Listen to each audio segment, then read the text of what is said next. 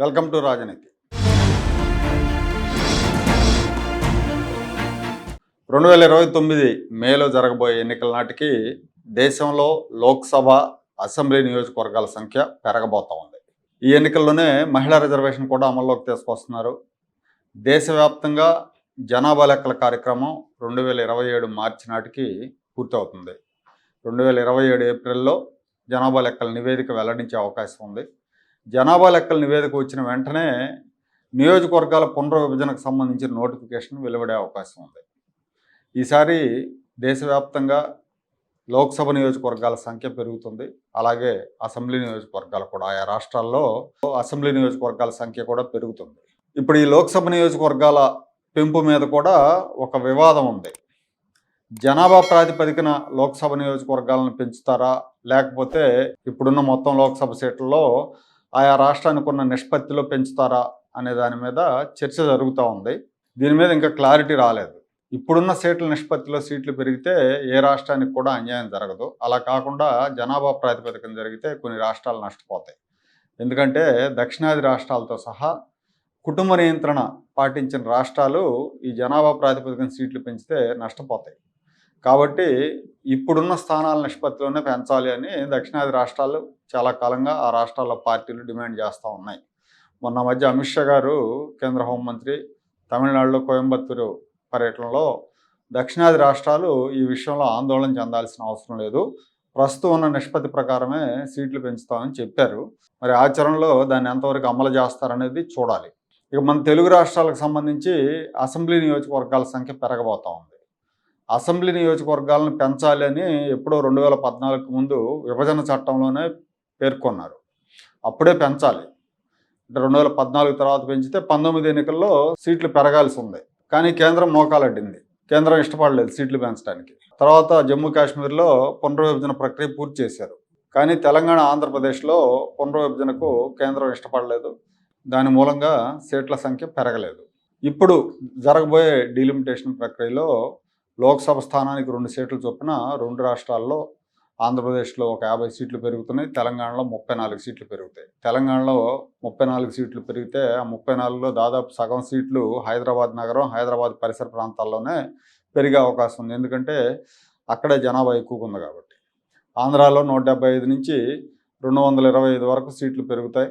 ఈ పునర్విభజన కమిషన్ని నియమించిన తర్వాత 2028 ఆఖరికి కానీ 29 జనవరి నాటికి కానీ దీని మీద నివేదిక అందజేస్తుంది. 2029 ఎన్నికల్లో కొత్త నియోజకవర్గాలు వస్తాయి. 2029 మేలో జరగబోయే ఎన్నికల్లో కొత్త నియోజకవర్గాలు వస్తాయి. 29 ఎన్నికల నుంచే చట్టసభల్లో మహిళలకు 33% రిజర్వేషన్లు కూడా అమల్లోకి తెస్తారు.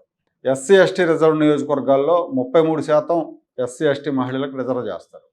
జనరల్ సీట్లలో కూడా 33% మహిళలకు రిజర్వ్ చేస్తారు. ఆంధ్రప్రదేశ్లో 225 సీట్లు ఉంటే అసెంబ్లీ సీట్లు 225కి పెరిగితే 75 సీట్లు మహిళలకు రిజర్వ్ అయ్యే అవకాశం ఉంది. తెలంగాణలో కూడా పెరిగిన సీట్లతో 150 సీట్లు అవుతాయి మొత్తం.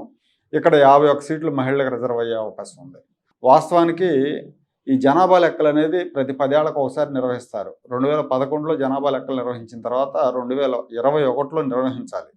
కానీ 2021లో కోవిడ్ కారణంగా జనాభా లెక్కలు వాయిదా పడ్డాయి. సో మళ్ళీ లెక్క అయితే 2031లో జనాభా లెక్కలు జరగాలి 10 ఏళ్ల తర్వాత.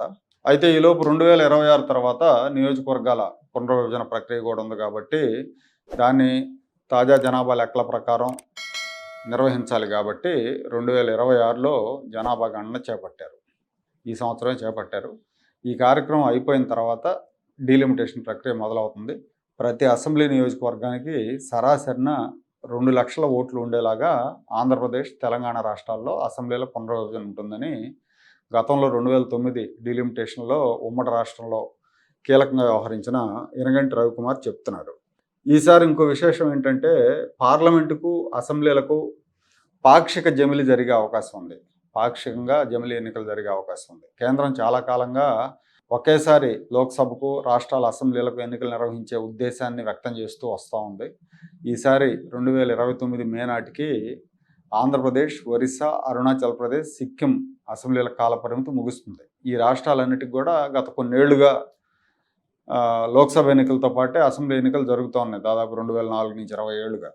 వీటితో పాటు 2028లో అంటే ఒక సంవత్సరం ముందే కాలపరిమితి తీరిపోతున్న కర్ణాటక, తెలంగాణ, రాజస్థాన్, మధ్యప్రదేశ్, ఛత్తీస్గఢ్ రాష్ట్రాలు, అలాగే 2029 మే తర్వాత 2029 డిసెంబర్ లోపు కాలపరిమితి ముగిసే హర్యానా, మహారాష్ట్ర, జార్ఖండ్, జమ్మూ కాశ్మీర్ రాష్ట్రాలు, ఈ రాష్ట్రాలకు కూడా ఒకేసారి ఎన్నికలు, లోక్సభ ఎన్నికలతో పాటే ఎన్నికలు నిర్వహించే అవకాశం ఉందని చెప్తున్నారు.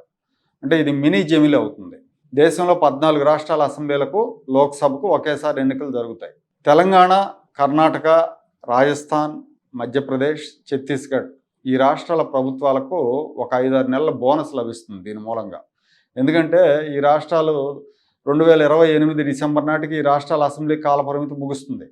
కానీ ఆ ప్రభుత్వాలకి మే దాకా 2029 మే ఎన్నికల దాకా అవకాశం ఉంటుంది. కాలపరిమితి ముగిసిపోయినా కూడా 2029 మే వరకు ఆ ప్రభుత్వాలు కొనసాగుతాయి. కాబట్టి వాళ్ళకి బోనస్ లభించినట్టే. ఇక హర్యానా, మహారాష్ట్ర, జార్ఖండ్, జమ్మూ కాశ్మీర్ ప్రభుత్వాలు 5-6 నెలల పదవీ కాలాన్ని కోల్పోతాయి. అంటే వాళ్ళకి ఇంకో మే తర్వాత 2029 మే తర్వాత ఎప్పుడో వాళ్ళ అసెంబ్లీలో 5-6 నెలలకి కాలపరిమితి తీరిపోతుంది. వాటిని కొంచెం ముందుకు జరుపుతున్నారు. తెలంగాణ రాష్ట్రంలో రేవంత్ రెడ్డి ప్రభుత్వం ఇప్పటికే నియోజకవర్గాల పునర్విభజన మీద దృష్టి పెట్టింది. ముఖ్యమంత్రి రేవంత్ రెడ్డి ఆ దిశగా ఇప్పటి నుంచే వర్కౌట్ చేస్తూ ఉన్నారు. ఎందుకంటే జనరల్గా దూరదృష్టి కలిగిన ఏ రాజకీయ నాయకులైనా దాని మీద దృష్టి పెడతారు. కేంద్రంలో బీజేపీ ప్రభుత్వానికి 2029 ఎన్నికలు చాలా కీలకం. ఎందుకంటే నరేంద్ర మోడీ నాయకత్వంలో ఎదుర్కొనబోయే 4వ ఎన్నిక అవుతుంది. ఒకవేళ ఆయనే మళ్ళీ ప్రధాన అభ్యర్థిగా ఉంటే ఇది 4వ ఎన్నిక. 2014, 2019, 2024 3 ఎన్నికలు అయిపోయినాయి. ఈ 29లో ఎన్నిక 4వ ఎన్నిక అవుతుంది. ఒకవేళ ప్రధాన అభ్యర్థిగా మోడీ లేకపోయినా బీజేపీకి అది 4వ ఎన్నిక, వరుసగా 4వ ఎన్నిక అవుతుంది. 3 సార్లు అధికారంలో ఉంది బీజేపీ. 4వసారి కూడా అధికారాన్ని నిలబెట్టుకునే ప్రయత్నం చేస్తుందనటంలో సందేహం ఏం లేదు. మొన్న జరిగిన ఎన్నికల్లో బీజేపీ గ్రాఫ్ కొంచెం తగ్గింది. 2014లో 2019లో వచ్చినంతగా మెజారిటీ రాలేదు. పార్టీ పరంగా ఆ మెజారిటీ మార్కును అందుకోలేకపోయింది, మ్యాజిక్ ఫిగర్ను అందుకోలేకపోయింది బీజేపీ. ఎన్డీఏ మిత్రపక్షాల మద్దతుతో ప్రభుత్వం ఏర్పడింది. సో ఈ నియోజకవర్గాల పునర్విభజన ప్రక్రియ అనేది ఇందులో అనివార్యంగా అధికార పార్టీలకు ఎంతో కొంత లబ్ధి జరుగుతుంది. వాళ్ళు అధికారంలో ఉంటారు కాబట్టి వాళ్ళకి అనుకూలంగా కొన్ని నియోజకవర్గాల్లో సరిహద్దులు మార్చుకునే అవకాశం ఉంటుంది. 2009 డీలిమిటేషన్లో వైఎస్ రాజశేఖర రెడ్డి గారు ఉమ్మడి ఆంధ్రప్రదేశ్ రాష్ట్రానికి ముఖ్యమంత్రిగా ఉన్నప్పుడు చాలా నియోజకవర్గాలని కాంగ్రెస్ పార్టీకి అనుకూలంగా మార్చుకున్నారు. గాది వెంకటరెడ్డి లాంటి వాళ్ళని ఈ పునర్విభజన కమిటీలో పెట్టి గట్టిగా వర్కౌట్ చేశారు. ఆ దెబ్బ నుంచి తెలుగుదేశం పార్టీ దాదాపు 10-15 ఏళ్ళు కోలుకోలేకపోయింది, ఇప్పటికీ కోలుకోలేదు. సో ఈ 29 ఎన్నికల్లో డీలిమిటేషన్ ప్రక్రియ పూర్తవుతుంది, మహిళా రిజర్వేషన్ అమల్లోకి వస్తుంది, అలాగే పాక్షికంగా జమిలీ ఎన్నికలు కూడా జరిగే అవకాశం ఉందని ఢిల్లీ నుంచి వస్తున్న సమాచారం.